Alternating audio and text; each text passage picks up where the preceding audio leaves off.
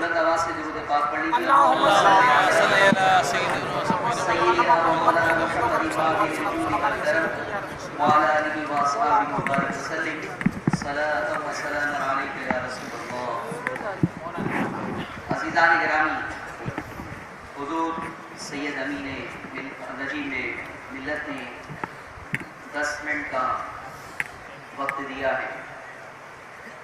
کسی خطیب کو جب بہت کم وقت دے دیا جاتا ہے تو وہ کنفیوز ہو جاتا ہے کہ اپنے کسی خطاب کے اس گوشے کو بیان کرے. اس لیے میں آپ کے سامنے خطاب نہیں کرنا چاہتا. عرس قاسمی کی اس عظیم تقریب کے اس عظیم حصے سے میں 2-3 سوال آپ سے کروں گا. اس کے جوابات آپ تلاشتے رہنا. انشاءاللہ زیادہ مستقیم سے آپ کو کوئی ہٹا نہیں سکے گا. آقا علیہ السلام نے فرمایا تفترق امتی علی 73 ملہ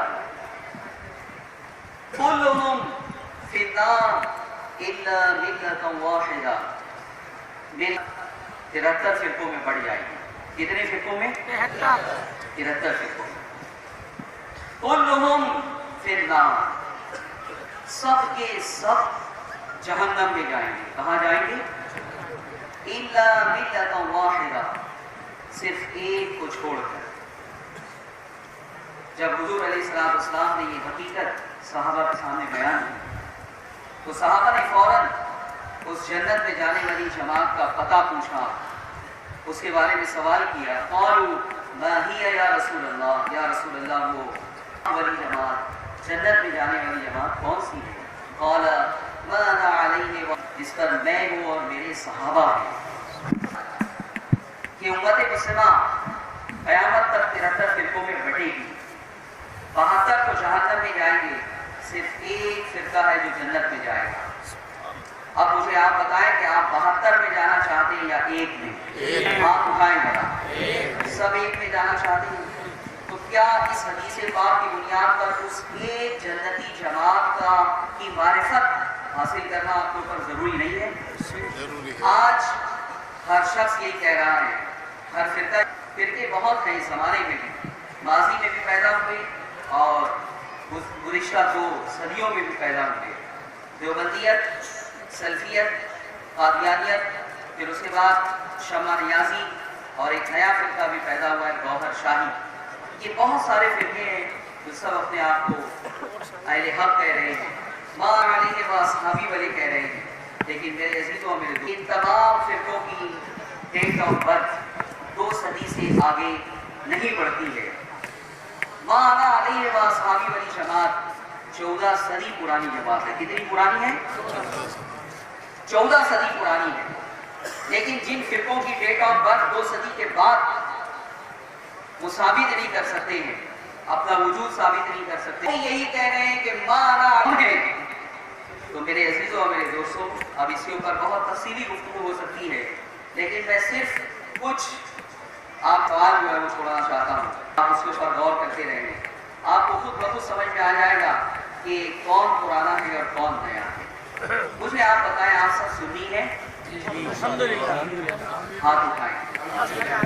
آپ یہ کہہ سکتے ہیں کہ میں سنی ہوں، کہہ سکتے ہیں یا نہیں؟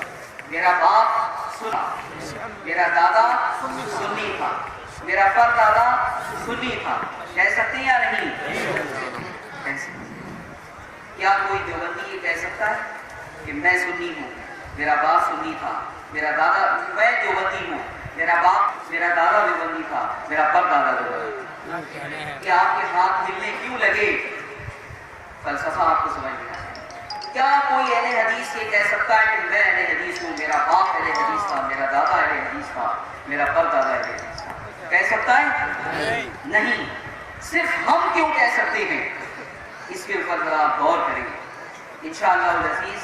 اس پر آپ جتنا غور کریں گے گدری گتھیاں اور آپ کو اندازہ ہو جائے گا کہ ما علیہ واصحابی والے پرانے لوگ کون ہیں. میرے عزیزوں اور میرے دوستوں، کیا یہ حقیقت نہیں ہے کہ آج جتنے دیوبندی ہیں، جتنے اہل حدیث ہیں، جتنے قادیانی ہیں، یہ جتنے نئے فرقے والے ہیں، یہ سب کنورٹڈ ہیں؟ سنی تھے، بعد میں دیوبندی ہوئے. پہلے سنی تھے، بعد میں اہل حدیث ہوئے. پہلے سنی تھے، بعد میں قادیانی ہوئے. اب حضور نجیب ملت نے اتحاد کی دعوت دی ہے. میں اس اتحاد کے دائرے کو اور وسیع کرتے ہوئے کہتا ہوں کہ دیوبندیوں تم بھی آ جاؤ، سلفیوں تم بھی آ جاؤ. امت مسلمہ بہت مشکلات میں ہیں، ہم اتحاد کرنے کے لیے تیار ہیں، لیکن 1857 کے بعد جو نئی دکانیں کھولی گئی ہے اسے بند کر دو، لاک کر دو، سب پرانی دکان میں آ جاؤ، اتحاد ہو جائے گا، اتحاد ہو جائے گا. ایک سوال یہ ہے، ان سے بھی جو ہے وہ کیجیے، انہیں بھی بات سمجھ میں آ جائے گی کہ تم تو پہلے سنی تھے، کیا رسول اللہ کا دین جو چلا آیا تمہیں اب ملا ہے وہ؟ میں اسی لیے کہا کرتا ہوں کہ جتنے دیوبندی ہیں، اہل حدیث ہیں، انہیں یہ احساس ہونا چاہیے کہ وہ کنورٹیڈ ہیں. پہلے وہ سنی تھے، بعد میں اہل حدیث ہوئے ہیں. پہلے وہ سنی تھے، بعد میں دیوبندی ہوئے ہیں.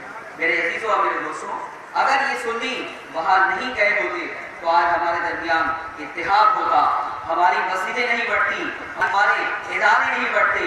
اور اس طرح سے امت مسلمہ جو آج ایک انتشار کا شکار ہے، یہ انتشار جس کا فائدہ یہود و نصارہ پوری دنیا میں اٹھا رہے ہیں، یہ نہیں اٹھاتے. اس پر آپ غور کریں.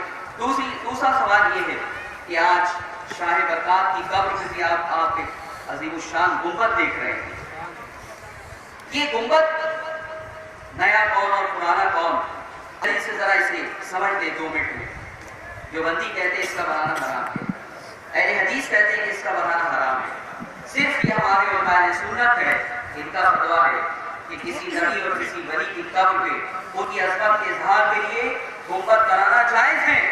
2 فتوے آ گئے، ایک جواز کا اور ایک عدم جواز کا. 2 فتوے آ گئے. اب کون سا فتویٰ پرانا پر آپ ذرا غور کریں. لیکن اس کے لیے آپ نے تصور میں آپ کو مدینہ چلنا ہوگا. کہاں چلنا ہوگا؟ چلنے کے لیے تیار ہیں؟ ہم اپنی شاہ برکات سے پوچھیں گے تو لوگ کہیں گے یہ ماضی قریب کی بات ہے. میں تھوڑا ماضی بعید میں آپ کو لے چلوں. گنبد خضرا سے ہم پوچھتے ہیں عالم تصور میں کہ اے گنبد خضرا تو بتا، دیوبندی کہتا ہے تیرا بنانا حرام ہے، اہل حدیث کہتا ہے تیرا بنانا حرام ہے. 7 صدی گزر گئی، تجھے بنایا گیا ہے. یہ 7 صدی پہلے کے مسلمانوں کو یہ فتویٰ کیا نہیں معلوم تھا؟ جب تیرا بنانا حرام ہے تو مدینے کے، مکہ کے، جزیرۃ العرب کے مسلمانوں نے تجھے کیسے بنایا؟ تو گنبد خضرا اپنے خاموش وجود سے جواب دیتا ہوا نظر آئے گا آپ کو کہ ارے مہارانا کے مسلمانوں، ارے ہند کے مسلمانوں، 7 صدی قبل جب مجھے بنایا گیا اس وقت یہ فتویٰ دینے والا کوئی مولوی مدینے میں موجود ہی نہیں تھا، موجود ہی نہیں تھا. جو تھے وہ جواز کا فتویٰ دیا کرتے تھے. پتہ یہ چلا کہ 7 صدی قبل علماء کا، فقہاء کا، اہل مدینہ کا جو موقف تھا، وہ فتویٰ، وہ موقف آج امام احمد رضا کا موقف ہے.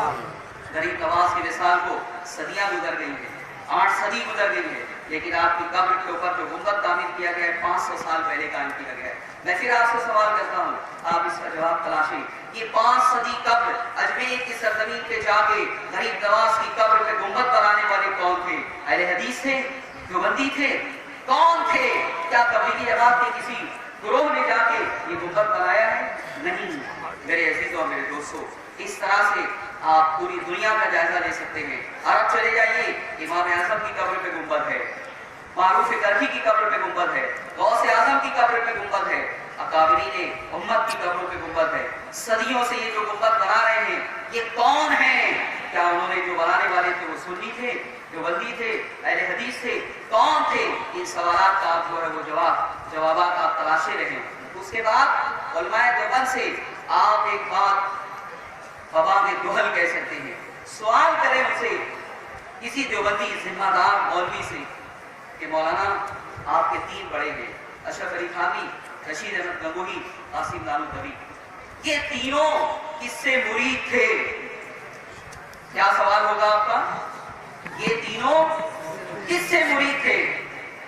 اس سوال کے جواب میں شاید کوئی حرج محسوس نہیں کرے گا. دیوبندی مولوی کو بتائے گا آپ کو کہ یہ تینوں حاجی امداد اللہ سے مرید تھے. حاجی امداد اللہ کا نام لے گا، لیکن حاجی امداد اللہ کا جب نام لے لے اور بتا دے تو پھر آپ اس سے سوال کریں کہ مولانا اب ایک بات یہ بتائیں کہ حاجی امداد اللہ عقیدے کے اعتبار سے، معمولات کے اعتبار سے देवबंदी थे या बरेलवी थे। अब देवबंदी मौलवी इस सवाल का जवाब नहीं दे सकेगा, पैरूतही करेगा या झूठ बोलेगा आपके सामने, लेकिन बारह के मुसलमानों आपको मालूम होना चाहिए कि हाजी इमदादुल्लाह जो पीर है अशरफ अली थानवी के, जो पीर है रशीद अहमद गंगोही के, जो पीर है कासिम नानूतवी के, वो पक्के सुन्नी और पक्के बरेलवी थे आपकी तरह। हाजी इमदादुल्लाह उर्स करते थे, मीलाद करते थे, फातिहा करते थे, या रसूल अल्लाह पुकारा करते थे, नाते लिखी है उन्होंने जिसका रदीफ और काफिया ही उन्होंने या रसूल और या रसूल अल्लाह और या नबी बनाया है। ये चंद सवालात हैं, इसी पर आप गौर करते रहें तो आपको जो है वो अंदाजा हो जाएगा कि पुराना कौन है, नया कौन है। उलमाए देवबंद अगर हालात हादरा से बहुत मुस्तरिब है, परेशान है, उम्मत मुस्लिमा की हालत देखकर वो उम्मत मुस्लिमा के लिए कुछ करना चाहते हैं, तो मैं ये कहूँगा कि अंग्रेजों के इशारे पर जो मसलक तुमने कायम किया है उसे छोड़ दो। तुम्हारे अकाबरीन, तुम्हारे बड़े जिस मसलक पर थे उसी मसलक पर तुम आ जाओ, हमारा तुम्हारा इत्तेहाद हो जाएगा और उम्मत मुस्लिमा की जो हालत है सिसकती और बिलकती हुई हालत, उसके लिए हम जो है वो कुछ कर सकते हैं मिलकर। ये इत्तेहाद की दावत हुजूर नजीब मियां ने शायद अपने हल्के के लिए दी थी, मैंने उसी के अंदर और तौसीह करके पूरे उसको फैला दिया है कि ये दावत इत्तेहाद की देवबंदियों के लिए भी है और ये दावत अहले हदीस के लिए भी है। हम इत्तेहाद के दाई हैं, हम इत्तेफाक के दाई हैं, हम मोहब्बतों के दाई हैं, हम प्यार के दाई हैं और ये इत्तेहाद की दावत कोई ऐसी दावत नहीं है कि कोई इसके ऊपर फतवा लगा सके। ये वही दावत है जो इमाम अहमद रजा ने अपने दौर में दी है। इमाम अहमद रजा इत्तेहाद के दाई थे, इमाम अहमद रजा इत्तेफाक के दाई थे, इमाम अहमद रजा प्यार के दाई थे, इमाम अहमद रजा मोहब्बतों के दाई थे। ये तो कुछ नादान लोगों ने इमाम अहमद रजा को एक खूंखार की हैसियत से पेश करना शुरू कर दिया है। ये हमारे लिए बहुत खतरनाक होगा। इमाम अहमद रजा की किताबों का आप मुताला कीजिए, उनके मकातीब का आप मुताला कीजिए, उनके खुतूत का मुताला कीजिए, आपको अंदाजा होगा कि इमाम अहमद रजा इत्तेहाद के दाई थे। वमा अलैना इल्ला